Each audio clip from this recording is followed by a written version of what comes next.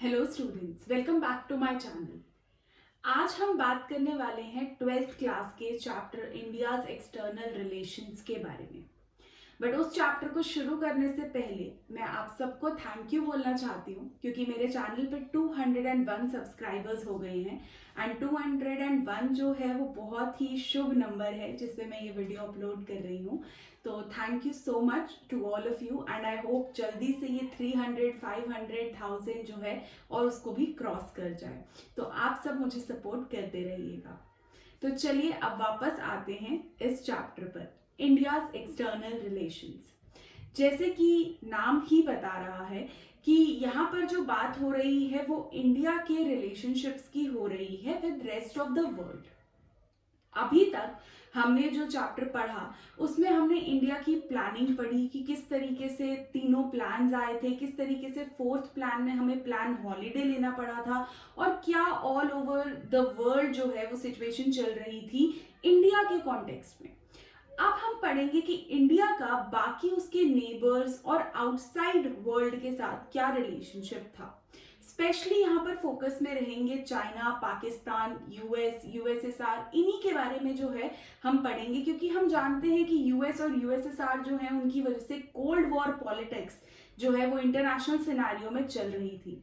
और cold war politics का एक ही मतलब है कि या तो इंडिया ने यूएस की साइड दी होगी या यूएसएसआर की साइड दी होगी, बट हम सब जानते हैं कि ऐसा कुछ भी नहीं था। इंडिया ने एक टोटली डिफरेंट पाथ चूज किया था जिसको नाम कहा गया था। सो हम नाम के बारे में भी इस चैप्टर में पढ़ने वाले हैं।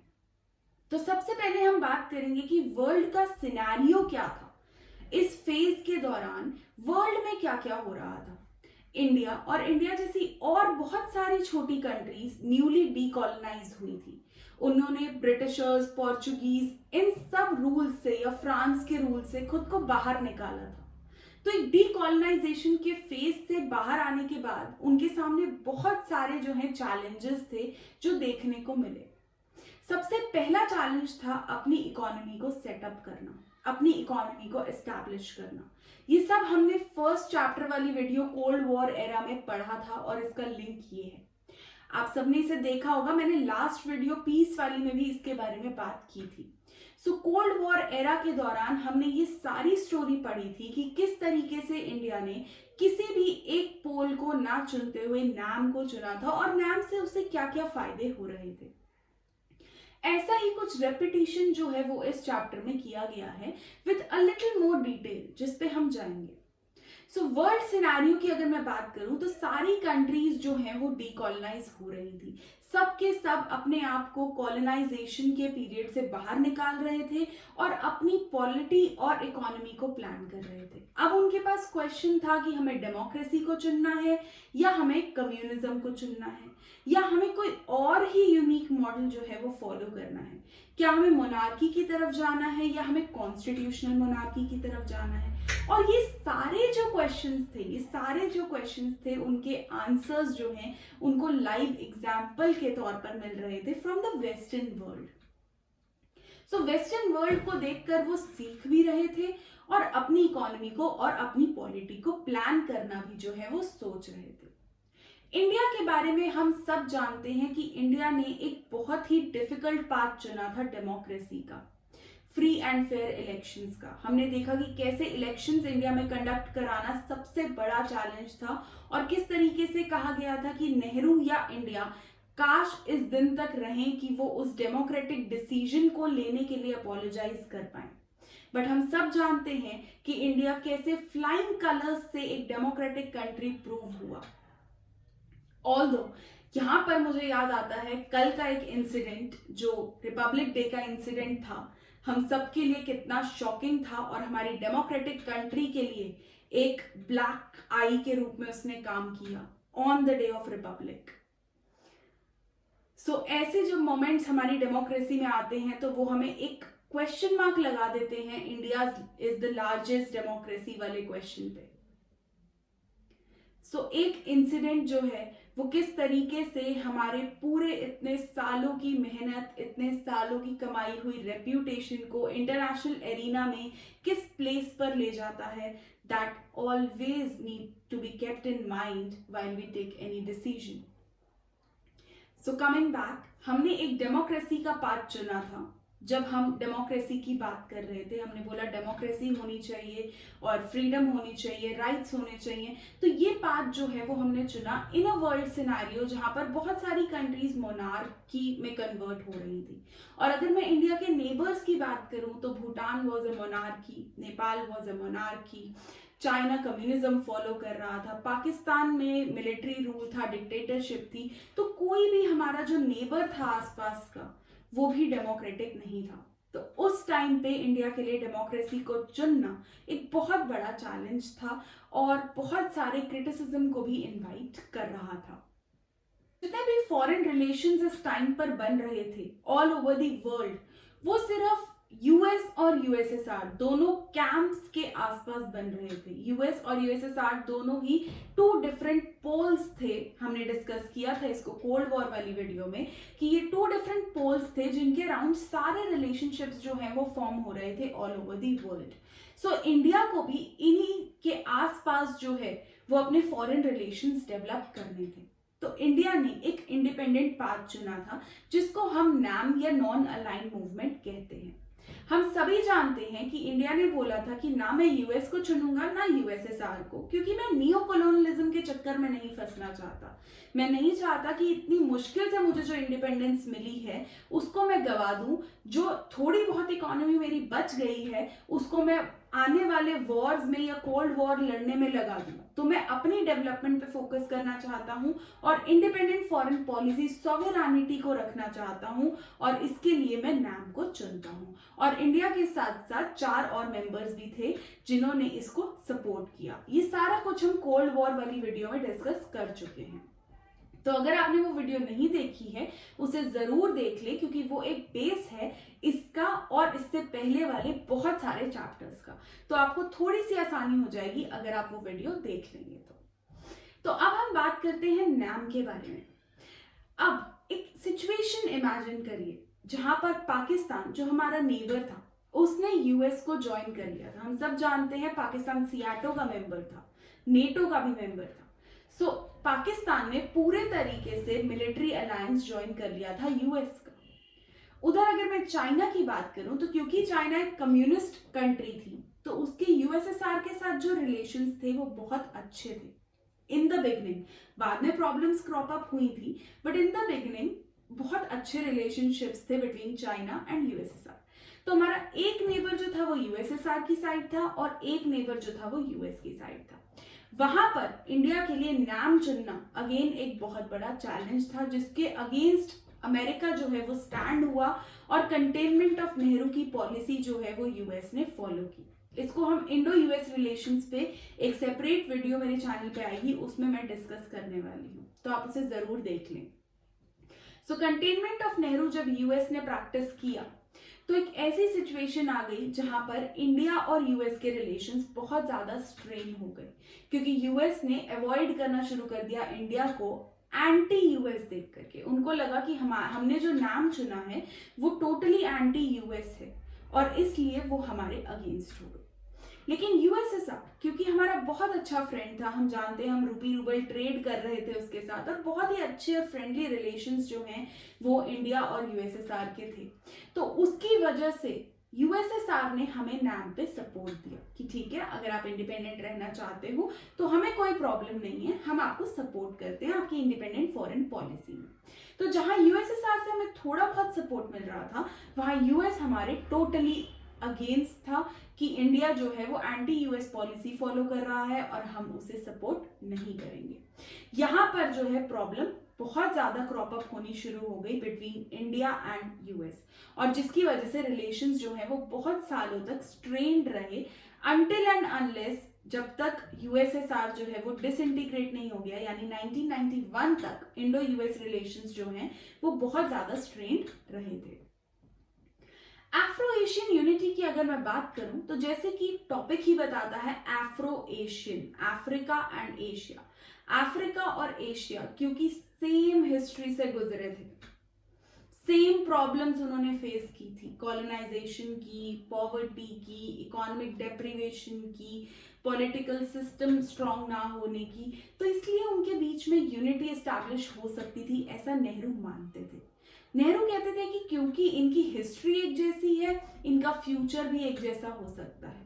तो उसके लिए उन्होंने अफ्रो एशियन यूनिटी की बात करी, नाम की बात करी विद इन द बैंडंग कॉन्फ्रेंस, जो कि एस्टैब्लिशमेंट ऑफ नाम के लिए रिस्पॉन्सिबल थी, जिसका पहला समिट 1961 बेलग्रेड में हुआ था। सो नाम जो है वो टोटली एक अफ्रो एशियन यूनिटी की पॉलिसी थी। और जैसे कि अब कुछ लोग कहते हैं कि क्योंकि यूएसएसआर डिसइंटीग्रेट हो गया है तो नाम की कोई इंपॉर्टेंस नहीं है, बट हम जानते हैं कि नाम ने एक हिस्टोरिकल एफिलिएशन जरूर दिलाया था न्यूली इंडिपेंडेंट कंट्रीज को, एक फॉरेन पॉलिसी की इंडिपेंडेंस दी थी, ये बताया था कि अगर आप एक छोटी कंट्री हो, अगर आप डेवलपिंग हो, डेवलप्ड हो, तो जरूरी नहीं है कि आप वेस्टर्न वर्ल्ड के पीछे भागोगे, आप अपनी इंडिपेंडेंट पॉलिसी रख के भी खुद को चला सकते हो। तो ये सारी चीजें जो हैं ये नाम की वजह से इंडिया के अंदर एम्बाइब हुई थी, और इंडिया जो है वो इन्हीं चीजों से सीखा था कि नहीं, अफ्रो एशियन यूनिटी जो है वो बहुत ज्यादा सक्सेस को लीड कर सकती है। और यहीं पर नाम की जो है वो स्ट्रेंथ आज भी लाई करती है, जहां पर डेवलपिंग और अंडर डेवलप्ड कंट्रीज ये समझ सकते हैं कि उनको वेस्टर्न वर्ल्ड को फॉलो करने की बिल्कुल भी जरूरत नहीं है, और वो इंडिपेंडेंट फॉरेन पॉलिसी के साथ बिल्कुल चल सकते हैं और अपने आप को डेवलप कर सकते हैं। अब हम बात करने वाले हैं इंडो चाइना रिलेशंस के बारे में। ऑल्दो इस पे पूरी एक वीडियो जो है वो मेरे चैनल पे है, जिसका लिंक ये है, आप इसे देख सकते हैं। बट ये चैप्टर जो है वो थोड़ी बहुत डिटेल में इसके बारे में बात करता है, और वो मैं आपको एक शॉर्ट एंड क्रिस्प स्टोरी जो के फॉर्म में जो है सुनाने वाली हूँ यहाँ पर। बट आप जो है इस वीडियो को जरूर देख लें, जो चाइना के ऊपर सेपरेट वीडियो है, वो आपको बहुत ज्यादा हेल्प करेगी इसके नोट्स बनाने में और इसके लाइन बाय लाइन इंसिडेंट्स को अंडरस्टैंड करने में। सो इंडो चाइना रिलेशंस जो हैं वो स्टार्ट होते हैं 1949 से। अब आप कहेंगे उससे पहले क्या इंडिया और चाइना एग्जिस्ट नहीं करते थे? इंडिया और चाइना दोनों ही एग्जिस्ट करते थे। हम सब जानते हैं कि कोल्ड वॉर पॉलिटिक्स चल रही थी, इंडिया भी था, चाइना भी था। सो 1949 की ही बात मैं क्यों करती हूँ? क्योंकि 1949 में इंडिया को एक नेबर जो है वो न्यू नेबर देखा, वो था चाइना। इसका मतलब ये नहीं है कि हमने अपने मैप में कभी साइड पे देखा ही नहीं था कि कोई कंट्री है भी या नहीं, हमने बिल्कुल देखा था। लेकिन 1949 में इंडिया को ये अपॉर्चुनिटी मिली कि वो इंटरनेशनल प्लेटफॉर्म पे चाइना को रिकॉग्निशन दिला सके एज अ सेपरेट कंट्री, और इंडिया ने उस मौके का पूरा फायदा उठाया और अपने नेबर को रिकॉग्निशन दिलाई कि ये एक इंडिपेंडेंट कंट्री है जिसको चाइना कहते हैं, पीपल्स रिपब्लिक ऑफ चाइना। सो हमने रिकॉग्निशन दिलाई अपने नेबर चाइना को। उसके बाद जब क्योंकि ये नया नया नेबर आया था, तो हमने बहुत ज्यादा हमारे रिलेशंस उसके साथ इतने भी अच्छे नहीं हुए from the very beginning. Imagine करिए क्लास में कोई नया बच्चा आता है, उससे आप बात करने से थोड़ा सा रिफ्रेन करते हैं, रुकते हैं, सोचते हैं कि इससे क्या बात की जाए, और फिर अगर आपको लगता है कि इसके और मेरे इंटरेस्ट कुछ कॉमन है, फिर आप उससे बात करते हो। ऐसी ही सिचुएशन इंडिया और चाइना के बीच में हुई। दोनों एग्जिस्ट कर रहे थे, इंडिया ने रिकॉग्निशन दिला दिया था, पर दोनों ही वेट कर रहे थे एक ऐसी अपॉर्चुनिटी की जहां पर वो आमने सामने आए। जब कोल्ड वॉर पॉलिटिक्स चल रही थी, यूएसएसआर के और चाइना के रिलेशंस अच्छे थे, बट बीच में थोड़ा बहुत जो पीरियड ऑफ हियाटस आया, उसमें चाइना को ये लगा कि अब मुझे भी सुपर पावर बनना है। सिर्फ यूएस क्यों, सिर्फ यूएसएसआर क्यों? ऐसा ही इंडिया को भी लगा कि सिर्फ यही दो कंट्रीज सुप्रीम क्यों हैं? मेरे पास इतनी सारी पॉपुलेशन है, मेरे पास, हम सोने की चिड़िया थे, और आज भी हम चाहें तो अपने आप को डेवलप कर सकते हैं। हमने डेमोक्रेसी का बहुत अच्छा सिंबल एस्टैब्लिश कर दिया है, हम रिपब्लिक की तरफ बढ़ रहे हैं। 1950 में हम रिपब्लिक भी बन गए थे, हमारी अपनी कॉन्स्टिट्यूशन एग्जिस्टेंस में आ गई थी। तो इन सभी सिचुएशंस में इंडिया को लगा कि मैं भी एक बहुत बड़ी कंट्री हूं और मैं एक मल्टीपोलर वर्ल्ड एस्टैब्लिश कर सकता हूं, बाइपोलर वर्ल्ड को तो साइड करना ही होगा हमें। तो यहाँ पर इंडिया और चाइना दोनों के ही इंटरेस्ट आपस में मिलने लगे, और इसीलिए उन दोनों की फ्रेंडशिप भी होने लगी। दोनों एक दूसरे के साथ बड़े प्यार से रहने लगे और नेहरू को तो बहुत ही ज्यादा प्यार हो गया अपने इस नेबर से। नेहरू को लगा कि ये तो हमारा भाई है और कभी हमारे अगेंस्ट नहीं जा सकता, और वहीं से वो हिंदी चीनी भाई भाई वाला स्लोगन जो है वो बहुत ज्यादा पॉपुलर होता चला गया। इंडियंस भी आंख बंद करके विश्वास करने लगे और चाइनीज तो आंख बंद थी, खुली थी, टेढ़ी थी, क्या था ये हमें थोड़े टाइम बाद में पता चला। हमने ये सोचा कि हमारा बहुत अच्छा फ्रेंड है, भाई है, हमें कभी धोखा नहीं दे सकता। बट कहते हैं कि प्रॉपर्टी तो भाई बहन कुछ भी नहीं देखती, ऐसा ही कुछ चाइना के साथ भी हुआ। उसने भी हमारी प्रॉपर्टी पे नजर डाली और तब भाई बहन सब रिलेशंस जो हैं वो ऑलमोस्ट खत्म ही हो गए। सरदार वल्लभ भाई पटेल, जिनके बारे में हम सब जानते हैं कि उन्होंने प्रिंसली स्टेट्स को इंटीग्रेट किया था with in the Indian territory, उन्होंने नेहरू को समझाया कि ये जो आप आंखें बंद करके विश्वास कर रहे हो, कहीं आपको धोखा ना हो जाए। पर नेहरू बहुत स्ट्रांगली बिलीव करते थे कि नहीं, चाइना हमारा बहुत अच्छा दोस्त है, और इसलिए उन्होंने जो इवन बॉर्डर था, इंडो चाइना बॉर्डर, वहां पर भी पैरामिलिट्री फोर्सेस को लगा दिया था। यानी प्रॉपर जो आर्मी होती है वो भी हमने डिप्लॉय नहीं करी।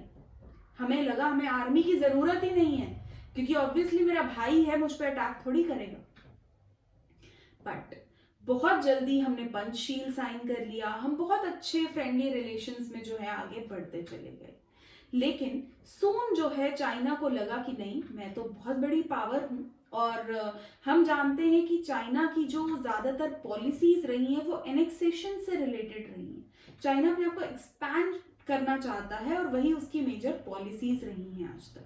तो उसने सोचा कि ये जो तिब्बत है ये मेरा एरिया है और मुझे इसे अब पूरे तरीके से अपने अंदर इंक्लूड करना है। बट तिब्बत अपने आप को ऑटोनमस मानता था, और इंडिया तो शुरू से ही पीस, इंडिपेंडेंट फॉरेन पॉलिसी को सपोर्ट करता आया है। तो इंडिया ने भी तिब्बत को पूरा सपोर्ट किया और चाइना को बोला कि नहीं, अगर तिब्बत ऑटोनमस रहना चाहता है तो आप उसे कैप्चर नहीं कर सकते।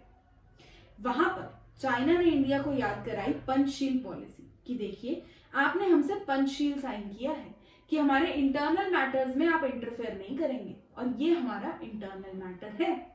बट इंडिया क्योंकि मजबूर था, प्यार पीस बांटने के लिए फेमस था, तो इंडिया को तो सपोर्ट करना ही था। तो हमने जो है तिब्बत की ऑटोनॉमिटी को सपोर्ट किया। हमने कहा ठीक है, हम आपको सपोर्ट कर रहे हैं। इंडिया का तिब्बत को सपोर्ट करने का एक बहुत बड़ा रीजन इंडिया में लार्ज स्केल बुद्धिस्ट पॉपुलेशन भी थी, क्योंकि अब इंडिया में बहुत सारे बुद्धिस्ट थे और हम जानते हैं तिब्बत एक बुद्धिस्ट लैंड है। तो इंडिया वहां से भी मजबूर था कि हर हाल में जो है वो सपोर्ट करना ही पड़ा हमें तिब्बत को। और वहां से जो वहां का दलाई लामा था वो जो है वो भाग करके यहाँ पर आ गए धर्मशाला में। तो जब दलाई लामा ने यहाँ पर रेफ्यूज ले ली तो चाइना और भड़क गया कि आप तो बिल्कुल रेफ्यूज दे रहे हो, आप सपोर्ट कर रहे हो, आप पंचशील के अगेंस्ट जा रहे हो। तो ये वो फर्स्ट इंसिडेंट था जब इंडिया और चाइना के बीच में प्रॉब्लम स्टार्ट हुई। तिब्बत इशू कहते हैं इसे। जो सेकेंड इशू था वो था बॉर्डर इशू, जो आज भी चल रहा है। अरुणाचल प्रदेश, लद्दाख, ये तो हम सब जानते हैं, डोकलाम, कई सारे इश्यूज जो हैं वो बॉर्डर डिस्प्यूट का पार्ट है between India and China. But इसकी शुरुआत कैसे हुई थी? इसकी शुरुआत मैकमोहन लाइन से हुई थी, जैसा कि मैंने अपनी चाइना वाली वीडियो में भी समझाया है आपको कि मैकमोहन लाइन नाम की एक लाइन थी जिसको ब्रिटिशर्स ने डिफाइन किया था इंडिया और चाइना के बॉर्डर के बीच में। जब ब्रिटिशर्स इंडिया को छोड़कर चले गए तो नेहरू ने चाइना से कहा कि अब इस लाइन पर कुछ डिसीजन होना चाहिए।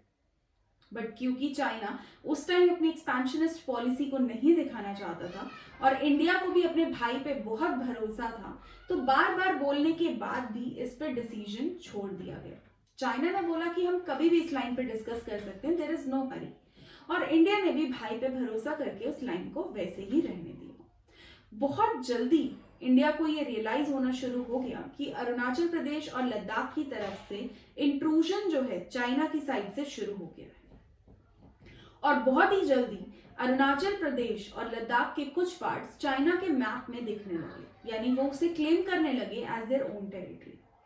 तो वल्लभ भाई पटेल, जिन्होंने ऑलरेडी नेहरू को वार्न किया था, उन्होंने नेहरू को अलर्ट किया कि ये जो हो रहा है ये ठीक नहीं हो रहा। बट नेहरू को लगा कि ये मेरा भाई है, अगर मैं बात करूंगा तो प्रॉब्लम सॉल्व हो जाएगी। तो नेहरू ने चाइना से बात करी कि ये क्या इशू है, मैकमोहन लाइन थी, हमें डिस्कस करना था। तो चाइना ने कहा कि मैकमोहन लाइन तो ब्रिटिशर्स बना के गए थे, ये तो हमारा एरिया है, देखो हमारे मैप में है। और वहां पर एक बहुत बड़ा क्लैश सामने आया कि सिचुएशन इतनी खराब हो चुकी थी कि 1962 में पूरी इन्फिल्ट्रेशन जो है वो इंडिया में हो चुकी थी और एक वॉर शुरू हो गया था जिसको इंडिया बहुत बुरे तरीके से हार गया था, क्योंकि ऑब्वियसली हम अनप्रिपेयर्ड थे, हमारे को कहीं से भी नहीं पता था कि हमारे ऊपर अटैक हो जाएगा, हम तो भाई समझकर बैठे हुए थे और हम पर अटैक हो गया, जिसकी वजह से हमारे जो रिलेशन थे, हमारे जो टाइज थे आगे कई सालों तक चाइना के साथ जो हैं वो सिवर्ड रहे, अच्छे नहीं रहे।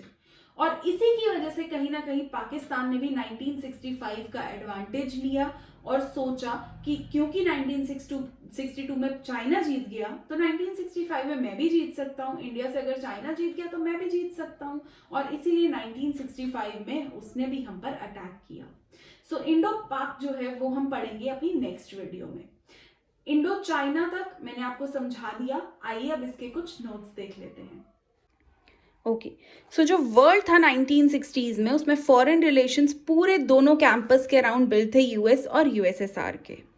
नाम का हम जानते हैं कि किस तरीके से कॉलोनियलिज्म इंपीरियलिज्म से प्रिवेंट होने के लिए, नियो इंपीरियलिज्म से बचने के लिए नाम को चुना गया था, क्योंकि ये एक इंडिपेंडेंट फॉरेन पॉलिसी और NIEO की बात कर रहा था, new international economic order. I hope आपको ये याद होगा, और नहीं याद तो आप कोल्ड वॉर वाली वीडियो दोबारा देख सकते हैं।